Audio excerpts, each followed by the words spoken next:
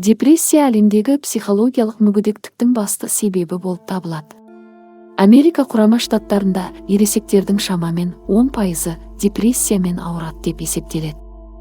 Адамдар көп жағдайда депрессиямен ауруды жай ғана депрессиялық көңіл күймен шатастырады. Бірақ бұл психикалық ауру болғандықтан оны түсіну, айталық, жоғары холестерин тудыратын аурулардан қарағанда әлдеқайда қиын болуы мүмкін. Әр адам кейбір кезде өзін көңілсіз, нашар сезінеді. Жаман баға алудан, жұмыстан айырылудан, дау-дамайдан, тіпті жаңбырлы күннің өзінен де қайғылы сезімдер пайда болуы мүмкін. Кейде нашар көңіл күй өзінен өзі баурап алады. Уақыт өте келе бұл қайғылы сезімдер айтарлықтай тез жоғалады. Клиникалық депрессия мүлдем басқаша. Бұл медициналық ауру, және ол сіздің қалауыңыз бойынша жоғалып кетпейді. Клиникалық депрессия кем дегенде 2 аптаға созылады. Депрессия адамның жұмыс істеу, ойнау немесе біреуді жақсы көру қабілетіне айтарлықтай кедергі келтіреді. Депрессияның көптеген белгілері болуы мүмкін. Төмен көңіл күй. Сіз әдетте қызығатын нәрселерге қызығушылықтың жоғалуы, тәбеттің өзгеруі, өзін түкке тұрғысыз немесе тым кінәлі сезіну, тым көп немесе тым аз ұйықтау, нашар концентрация, мазасыздық немесе баяулық, энергияның жоғалуы, немесе суицид туралы қайталанатын ойлар.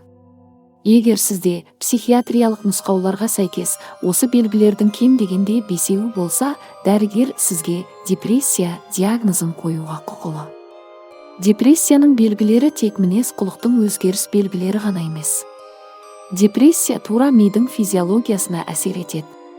Ең алдымен бұл өзгерістерді рентген арқылы көруге болады. Оларға кішірек фронтальды мидың өзгерісі мен гиппокамп көлемінің өзгерісі жатады. Өте кішкентай, яғни микромасштабта депрессия бірнеше нәрсемен байланысты болып табылады. Олардың қатарына серотонин, норадреналин және дофаминнің аса көп немесе аса аз бөлінуі, циркадтық ритмнің тұйықталуы және ұйқы циклінің баяу толқынды бөліктеріндегі нақты өзгерістер, жоғары кортизол және қалқанша безінің гормондарының дерегуляциясы секілді бұзылулар жатады. Бірақ неврологтар әлі күнге дейін депрессияға не себеп болатынын толықтай түсінген жоқ. Бұл гендер мен қоршаған орта арасындағы күрделі өзара әрекеттесумен байланысты сияқты, бірақ бізде оның қай жерде немесе қашан пайда болатынын дәл болжай алатын диагностикалық құрал жоқ. Депрессияның белгілері анық байқалмайтындықтан, кімнің онымен шын мәнінде күресіп жатқанын білу қиын. ақш ұлттық психикалық денсаулық институтының мәліметі бойынша, аталған психикалық аурумен ауыратын адамға көмек сұрау үшін 10 жылдан астам уақыт қажет екен. Бірақ бүгінгі күнде депрессияны өте тиімді емдеудің әдістері бар.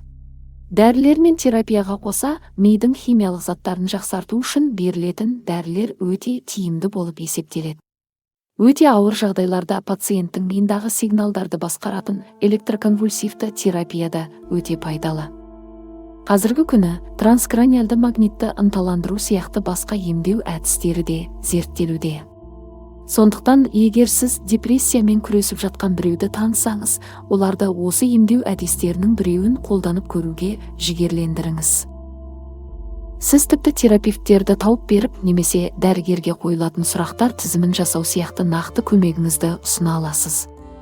Депрессияға ұшыраған адамға аталған алғашқы қадамдар еңсерілмейтін, қиын тапсырма болып көрінуі мүмкін.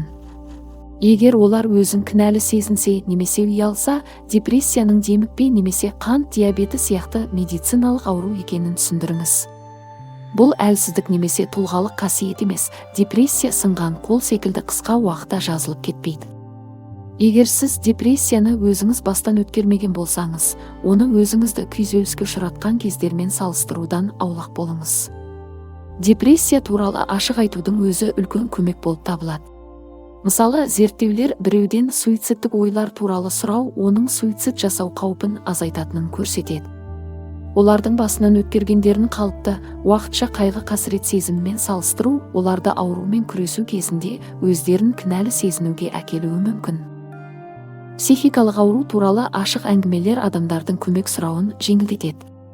Науқастардың емделуі неғұрлым көп болса, ғалымдар соғұрлым депрессия туралы көбірек біледі және соғұрлым емдеу шаралары жақсаратын болады.